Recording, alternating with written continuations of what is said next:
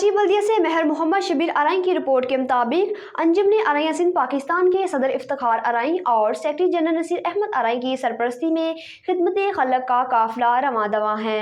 अंजुमन अराइयाँ सिंध जिला के मारी के ज़ेर एहतमाम 20वां आई कैंप आज कोकन कॉलोनी चांडिया चौक बल्दिया टाउन नंबर 7 में मुनक्कद हुआ।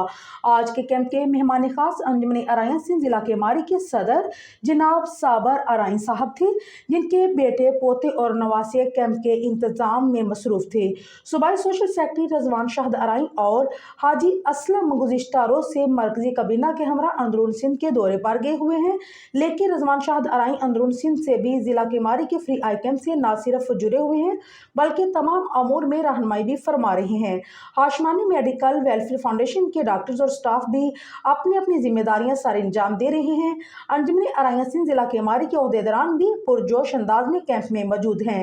हैप्पी होम स्कूल वाले शबीर अहमद अराई, नारवाल शूज वाले असलम कमल अराई, मौलाना अख्तर मोहम्मदी अराई, जनरल सेक्रेटरी शेरशाह महर रमजान अराई, महर जुमेद अब्बास अराई और अरफान मोहम्मदी के अलावा इलाके की समाजी और सियासी शख्सियात ख्वाजा गुलाम शुएब और उनके बेटे तलाल, PS 112 के उम्मीदवार हाजी सालिहीन, UC5 के चेयरमैन दिलदार खोखर और दीगर ने कैंप का विजिट किया।